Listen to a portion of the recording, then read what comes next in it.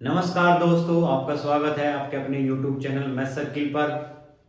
Exercise number 9 का some application of trigonometry last question हम करेंगे इस वीडियो में। इससे पहले हमने बच्चों 14 क्वेश्चन किए अलग अलग वीडियो में, उसकी प्लेलिस्ट अलग से दे रखी है, कृपया उन वीडियो को जरूर देखें। और सबसे लास्ट का क्वेश्चन हम देखते हैं। इस क्वेश्चन में क्या दे रखा है, a straight highway leads to the foot of a tower. A man standing at the top of the tower observes a car at an angle of depression of 30, which is approaching the foot of the tower with a uniform speed. 6 seconds later, the angle of depression of the car is found to be 60. Find the time taken by the car to reach to the foot of the tower from this point.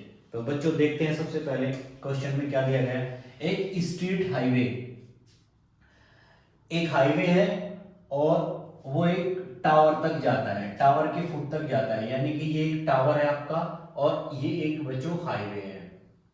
इस tower पर a man standing at the top of a tower, यहां पर एक man खड़ा हुआ है, व्यक्ति खड़ा हुआ है और वो ऑब्जर्व करता है a car at an angle of depression of 30, यानी कि एक कार को देखता है और एंगल ऑफ डिप्रेशन इसका कितना है, एंगल ऑफ डिप्रेशन इस कार का एंगल ऑफ डिप्रेशन कितना है 30, which is approaching to the foot of the tower. ये जो कार है टावर के फुट की तरफ क्या कर रही है, अप्रोच कर रही है, आ रही है।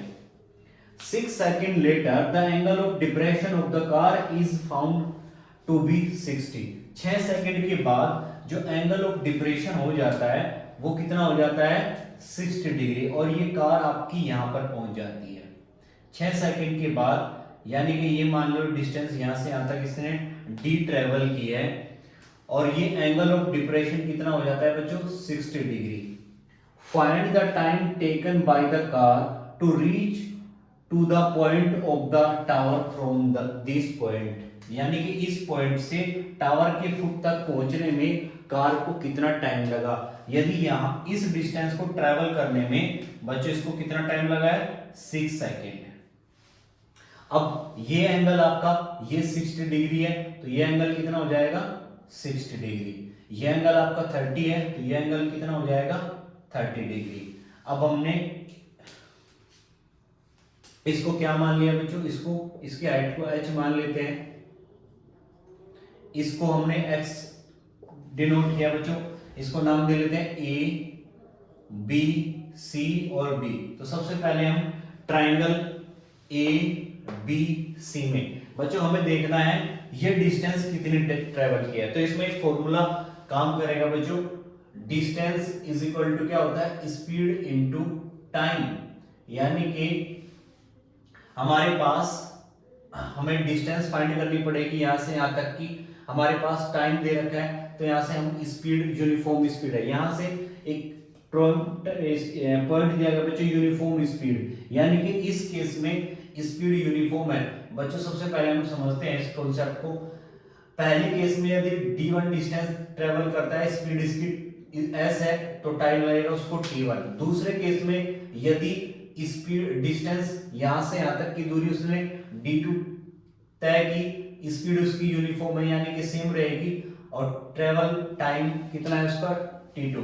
यदि हम इनको डिवाइड करेंगे तो कितना हो जाएगा d1 upon d2 is equal to t1 upon t2, यानी कि यदि हमें ये डिस्टेंस और ये डिस्टेंस दोनों हमें पता चल जाए तो हम क्या निकाल सकते हैं टाइम का रेशियो, और टाइम का एक रेशियो अगर हम यहां से पता चल सकता है तो ये भी हम निकालेंगे। तो सबसे पहले हम कोशिश करेंगे ये डिस्टेंस और ये डिस्टेंस निकाल लेंगे। तो आइए बच्चों देखते हैं ट्रायंगल ए बी सी में, in triangle A B C, triangle A B C में क्या करेंगे tan 60 is equal to perpendicular h upon base. tan 60 की वैल्यू कितनी होती है बच्चों,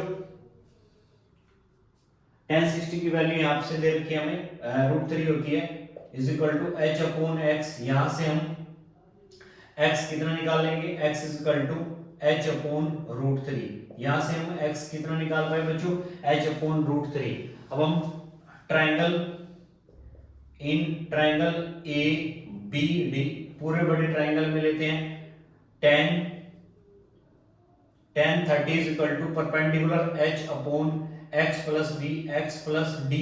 यहां से tan 30 की वैल्यू बच्चों क्या होती है 1 upon root 3 is equal to h upon x की वैल्यू यहां से पुट करेंगे हम h upon root 3 plus d। यहां से हम d की वैल्यू निकालेंगे h के फॉर्म में, सोल्व करेंगे इसको तो कितना हो जाएगा h upon root 3 plus d is equal to h root 3, cross multiply किया हमने, d इज इक्वल टू कितना हो जाएगा h root 3 minus h upon root 3। इसका एलसीएम लेके सोल्व करेंगे इसको, कितना हो जाएगा बच्चों 2h अपॉन रूट 3, यानी कि हमें d इज इक्वल टू कितना मिला 2h अपॉन रूट 3। ये डिस्टेंस इसको बच्चों d1 मान लेते हैं और इसको मान लेते हैं हम d2, तब आसानी रहेगी। यहां से इसको कैपिटल D मान लेते हैं d1 और इसको हम d2 मान लेते हैं। ये बच्चों हमारी क्या हो जाएगी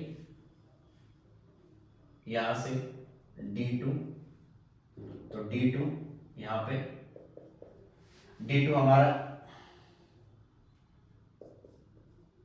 और d1, यहां से d1 निकल के क्या आया बच्चों हमारा d1 2h अपॉन रूट 3। अब हम क्या करेंगे इस रेशियो में पुट करेंगे, यहां से d1 हमारा क्या निकल के आया बच्चों 2h अपॉन रूट 3 और d2 कितना निकल के आया है h upon root 3 is equal to t1, जो d1 डिस्टेंस हमने 6 सेकंड में तय की है, तो d1 यहां पे लिख देंगे 6 और हमें निकालना है t2, तो रूट 3 से रूट 3 कैंसिल, h से h cancel, 2 upon 1 is equal to 6 upon t2।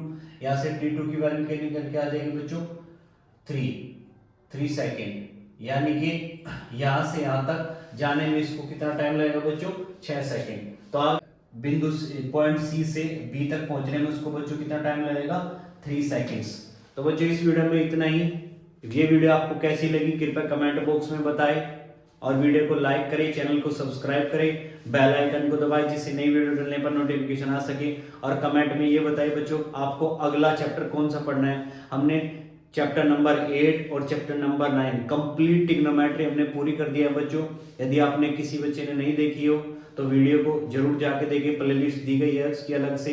और जो बच्चा इस चैनल पर नया देख रहा है या बच्चा नया है इस चैनल पर, तो इस चैनल को जरूर सब्सक्राइब करें और अपने दोस्तों के साथ इस वीडियो को शेयर करें।